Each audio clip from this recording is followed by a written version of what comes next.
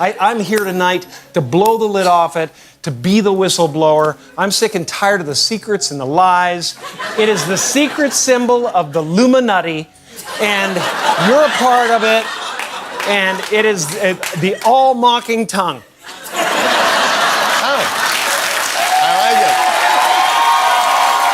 This is the moment everything stopped making sense, because what you're about to see is either one of the most disturbing transformations in Hollywood history, or something far bigger that nobody is ready to admit. That's Jim Carrey, or at least that's what they want you to believe, because years ago he stood on live television and said something he was never supposed to say. He exposed the system, he mocked the power behind it, and then he disappeared. No headlines, no noise, just silence. Until 2026, when he came back looking like someone the industry had already finished with. And now people are asking one question. What actually happened to Jim Carrey? But I felt a lot of love, and I felt a lot of appreciation that I tried, and what I said was true, and I really wanted to recognize my family. I wanted to recognize my dad. That voice, that face, that presence, it looks familiar, but something about it doesn't feel right.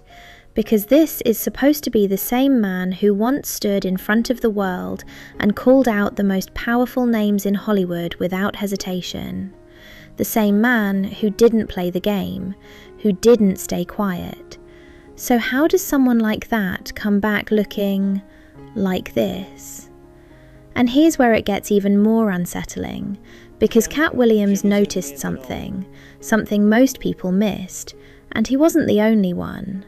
Monique saw it too. There's no meaning to any of this, so I wanted to find the most meaningless thing that I could come to and join, and here I am. Two of the most brutally honest voices in entertainment took one look at what happened to Jim Carrey, and what they noticed instantly set the internet on fire. This is where the real story begins. February 28th, 2026, the César Awards, Paris, France. Jim Carrey steps onto the red carpet to receive an honorary award celebrating a lifetime in cinema. On the surface, it looked like a celebration, a victory lap, a moment of recognition for one of the most physically expressive, emotionally raw, and unapologetically rebellious comedians the industry had ever seen. But then, people looked closer, and everything changed. Within minutes, not hours, minutes, the internet fractured into chaos. Social media exploded. Side-by-side comparisons, zoomed-in screenshots, frame-by-frame breakdowns. People who had watched Jim Carrey for decades suddenly felt like they were staring at someone else. Not a stranger, but something that didn't quite match. His eyebrows, higher than anyone remembered. His skin, tighter, smoother, not naturally, but precisely. His cheekbones, more defined. His jawline, subtly altered. And then there was something even harder to explain. That signature energy, that wild, elastic, almost unpredictable presence. The thing that made Jim Carrey, Jim Carrey. It felt muted, dimmed, like something had been turned down. The reactions came fast, and they came loud. People are blind. Jim Carrey is gone. That's not him. Hollywood is sick. Can the real Jim Carrey please stand up? They got to him. But officially, there was no mystery. The César Academy confirmed his presence. His longtime publicist backed it. Representatives told media outlets without hesitation, this was Jim Carrey. In the flesh, surrounded by his inner circle, his partner, his team, people who had known him for years. The entire situation was dismissed as a non-issue. But here's the problem. That non-issue kept getting bigger. But Sort the of. internet is interneting and saying, nope, this is not Jim Carrey. What happened? So now everybody's like, what is going on with his face? And Fuzzy, your first reaction. The conspiracy goes so much deeper, though, Jody, where people are suggesting this is either a clone of Jim Carrey. And here's the part most people completely overlooked at the time. If you go back and watch that clip again, not just casually, but carefully, you start to notice something deeper. It's not just what he said, it's how he said it. The energy, the tone, the calmness, the humility. This is the same man who once called Hollywood spineless. The same man who walked onto a red carpet and openly told a reporter that he was only there because it was the most meaningless event he could find. And yet, that very man stood in Paris and delivered a full 5-minute acceptance speech in French, something he had spent months preparing for. He thanked his daughter, his grandson, his partner, and then described the entire moment as an act of love toward a country and culture he genuinely respected. Now pause there for a second, because that doesn't look like someone who sold out. That doesn't sound like a man who lost himself. So then the real question begins to form. What actually changed? Why did he look so different?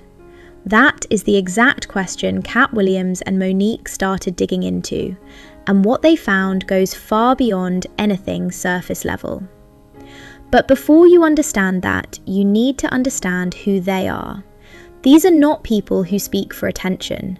These are people who speak after they've already accepted what it will cost them. Both of them have been through a system that doesn't just challenge you publicly, it quietly removes you when you refuse to follow its rules.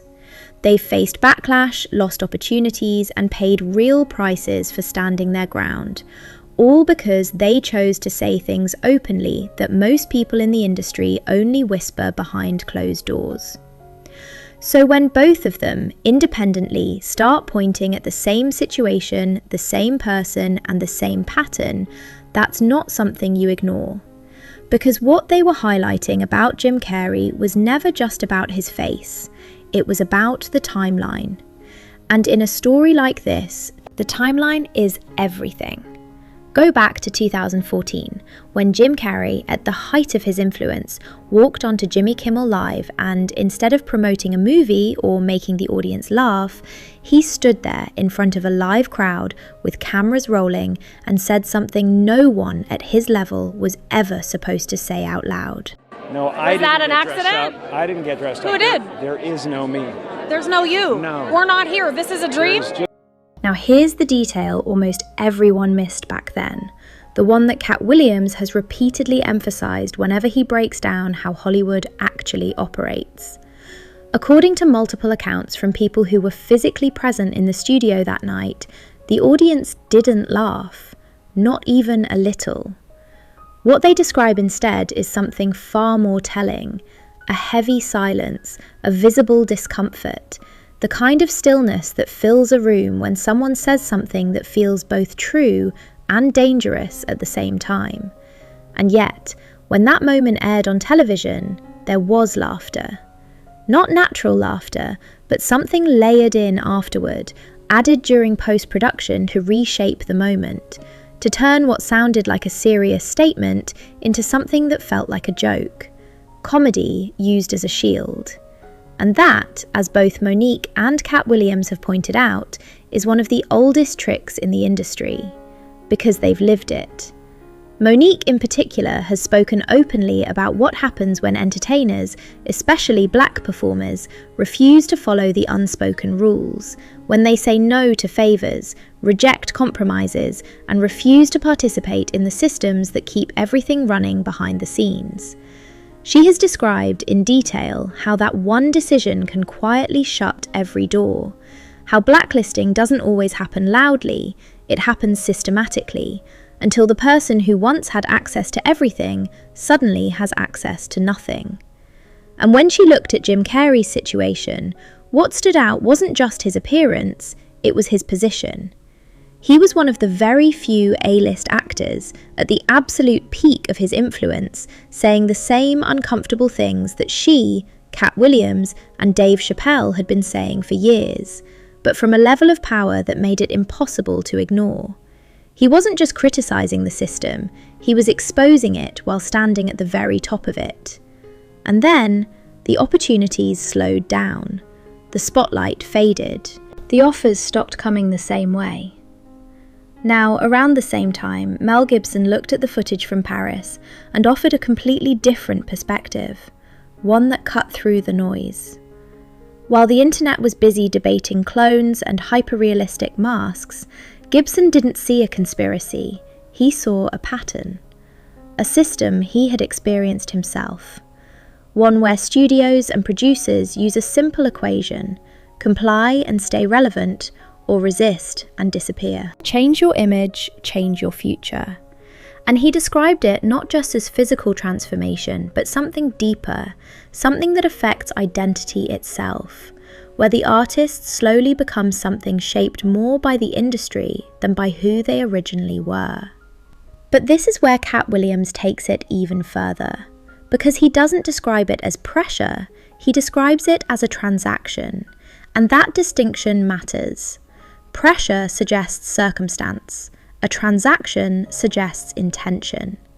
It suggests that at some point someone sits down across the table and makes an offer. And according to Katt Williams, that's exactly how it works. The system identifies who has influence, who has a voice that's getting too loud, who is starting to shift public perception, and then it presents them with a choice. You take the role, you make the appearance, you reshape the image, and in return, everything continues. Your platform stays intact, your relevance remains. But there's a trade. Everything you said before, the bold statements, the uncomfortable truths, the moments where you stepped outside the line, all of that gets reframed. It becomes a phase, a personality trait, something quirky, something people laugh at instead of take seriously. And Monique has explained how precise that process is, how over time, someone who once spoke with clarity gets repositioned in the public eye as eccentric, unstable, or difficult, until eventually their voice loses weight without anyone realizing it happened. And that's exactly what happened with Jim Carrey. After that appearance, after that moment where he said the most, he slowly became a meme. The expressions, the jokes, the clips, everything about him turned into something people shared for entertainment. The moment that carried the most weight became the moment people remembered as funny. And today, when you ask the average person about those statements he made, they don't pause, they don't question, they smile, they laugh, and say, "That's just Jim being Jim." Exactly how it was designed to be remembered. But this is where the story shifts in a direction most people never fully explored.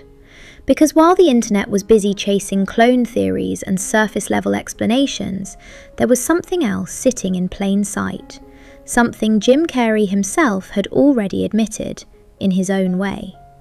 He has openly said in interviews, often wrapped in humour, that he uses decoys. Done this a few times now, and it's using a decoy. I'm sorry, a decoy? Using a decoy, it sounds so ridiculous, but it works like a charm. Like a double? It's fantastic. Using a decoy, it sounds so ridiculous, but it works like a charm. Like a double? Jim Carrey double. Oh yeah, that's amazing. So what I do is I send him off in one direction, sucks all the press in that direction, and I can just have my day. Whatever you want to do. Wherever I want, totally unmolested, it's fantastic. And the way he said it matters just as much as what he said.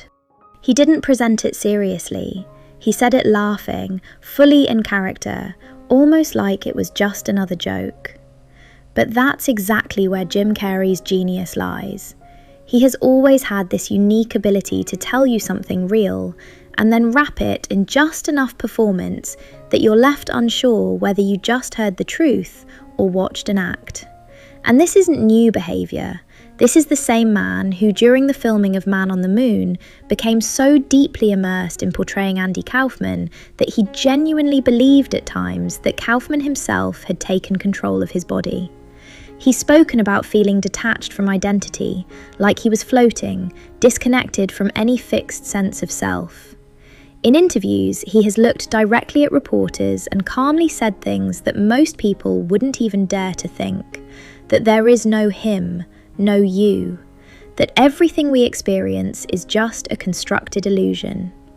And when someone says things like that consistently, not once, not twice, but over years, it starts to blur the line between performance and belief. Because at that point, you're no longer just watching an actor. You're watching someone who has already stepped outside the idea of identity itself. My dad, I wish the whole world could know my dad, but maybe they know him a little bit through me. He was there for me. He was my champ, my absolute champion. And this is exactly the type of entertainer Katt Williams has spoken about for years. The kind who uses philosophy and performance as a shield, because the alternative is far more dangerous. Saying something real, unfiltered, and then dealing with what comes after. He describes it as a survival mechanism, not something accidental, but something the industry quietly encourages. Because once an artist detaches from their own identity, once they start saying, none of this is real, they become much easier to manage, much easier to redirect. After all, you can't threaten a man who claims he doesn't exist, but you can reshape him. You can alter what the world sees. And this is where Monique brings a completely different level of clarity to the conversation. From her perspective, a transformation like this isn't just cosmetic, it's communicative. In an industry built entirely on image, symbolism, and the silent language of appearance, showing up with a different face sends a message. Not to the audience, but to the people behind the curtain. It says something very specific. I'm back. I'm aligned. I'm ready to operate within the system again. And she's also made it clear what happens when someone refuses to send that signal. When they say no to the stylist, no to the changes, no to the rebranding.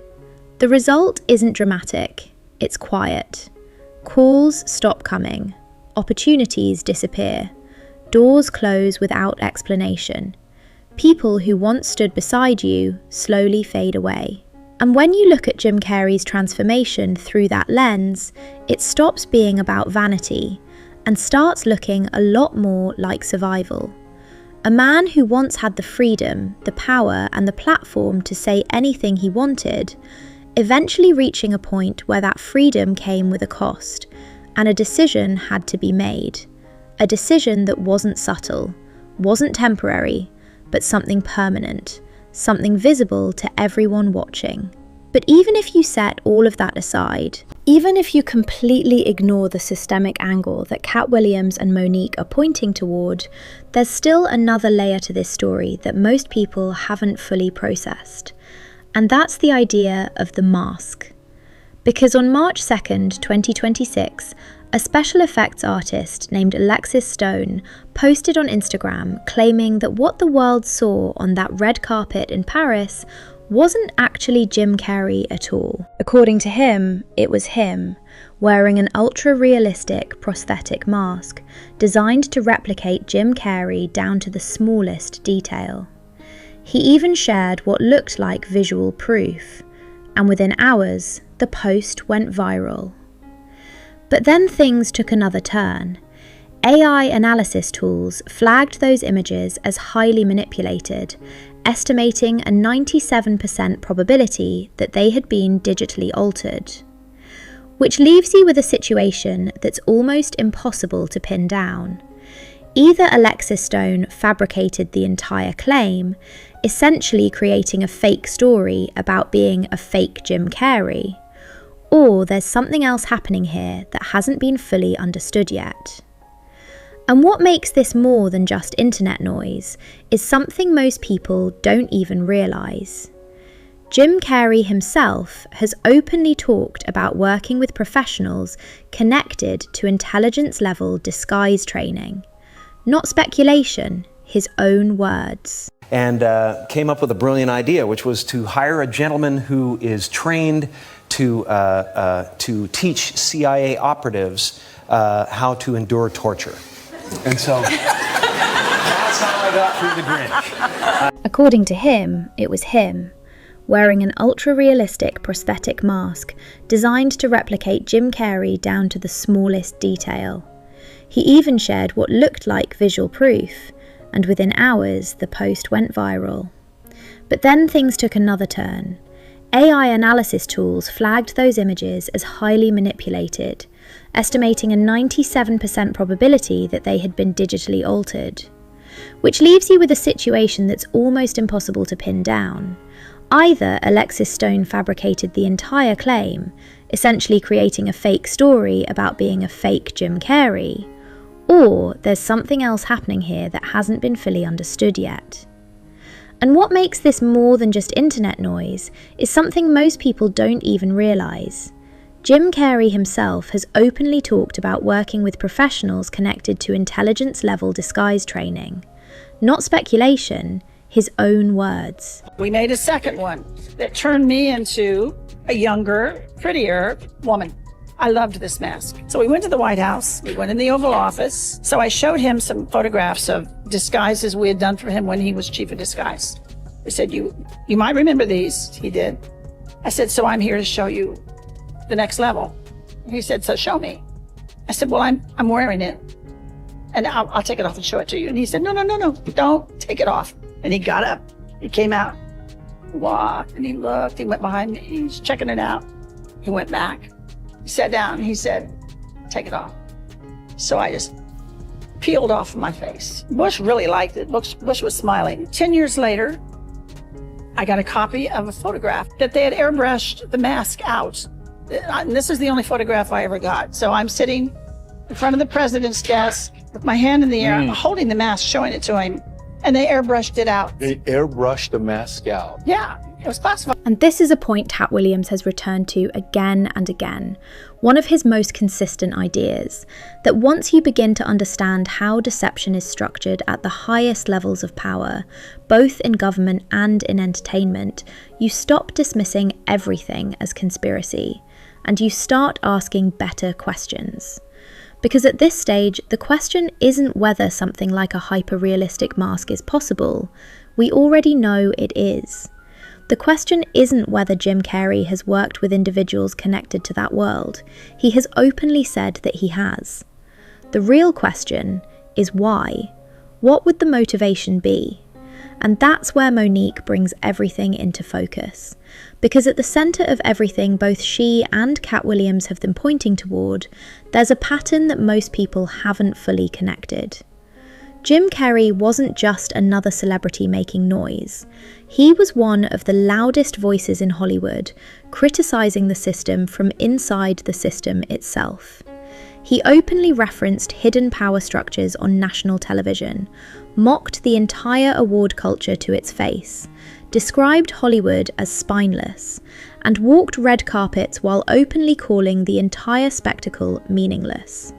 He spoke about manipulation, about perception, about the illusion behind the glamour, and he did it from a position very few people ever reach, at the peak of cultural influence, global recognition, and undeniable talent.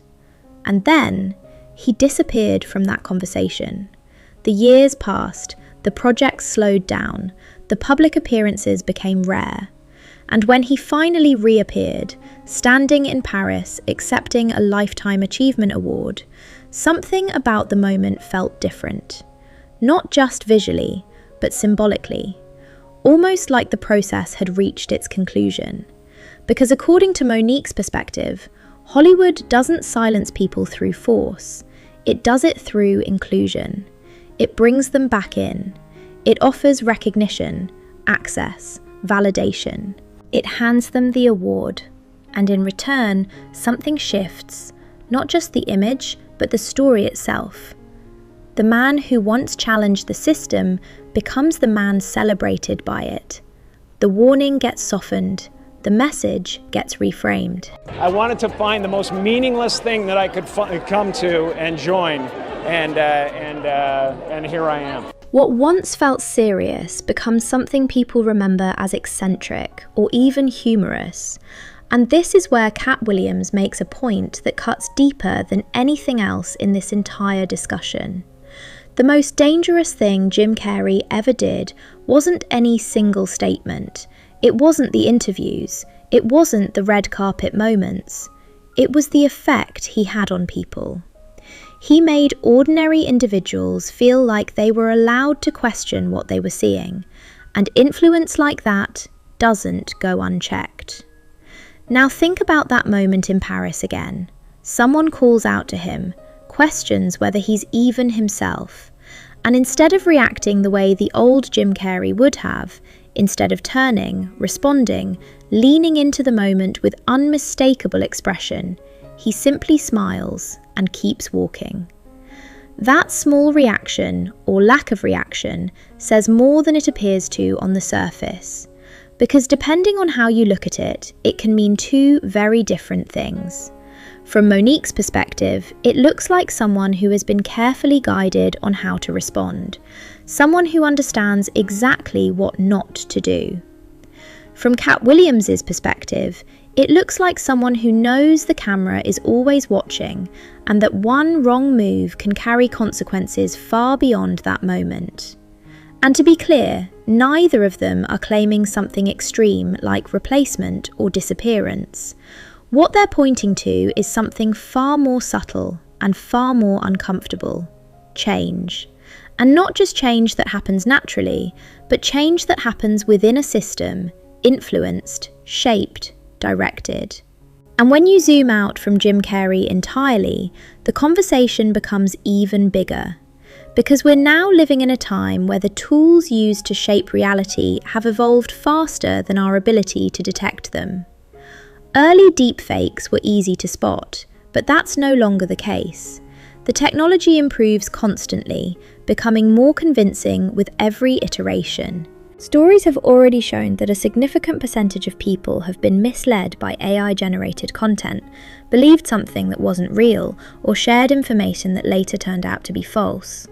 And these aren't uninformed individuals, they're people navigating a digital environment that is increasingly designed to blur the line between what is authentic and what is constructed. I also believe that we may get to a point in our society where you can't believe anything unless you've seen it with your own eyes or you get the content from some really trusted. And this is something Katt Williams has been saying in his own way for years. Not in academic language, not dressed up in theory, but from the perspective of someone who has watched the entertainment industry build narratives around real people and then sell those narratives back to the public as truth.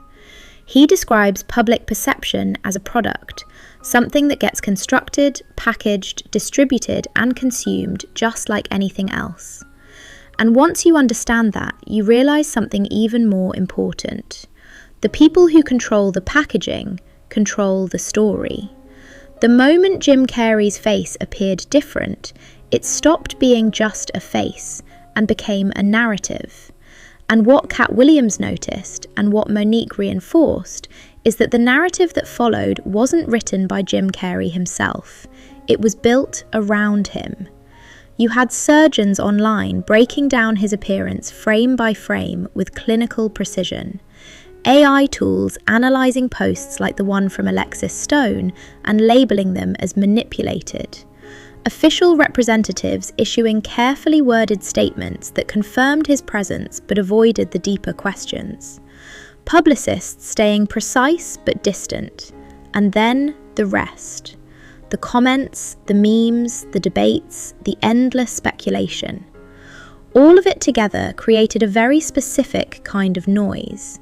And noise, especially in systems built on information control, is one of the most effective ways to bury something real. Because when everything is loud, nothing is clear. And according to what both Katt Williams and Monique have consistently pointed back to, the real signal in all of this isn't hidden, it's just overlooked. It's the timeline. What Jim Carrey said, when he said it, what followed after, and what we see now. Everything else is distraction. Now, to be fair, even the so-called clone theories come from somewhere real. When people looked at him in Paris and instinctively said, something feels off, they weren't being irrational, they were reacting to a genuine disruption in familiarity. Human perception is built on pattern recognition, especially when it comes to faces we've known for decades. And when that pattern suddenly breaks, the brain flags it immediately. That instinct, that feeling that something doesn't align, is valid. Where things go off track is in the explanation. Because jumping from "this feels different" to "this is a clone" skips over everything in between. As Katt Williams would put it, you don't need something that extreme to explain what people are seeing. I don't believe in icons. I don't believe in personalities. I believe that peace lies beyond personality, beyond invention and disguise, beyond the red S that you wear on your chest that makes bullets bounce off.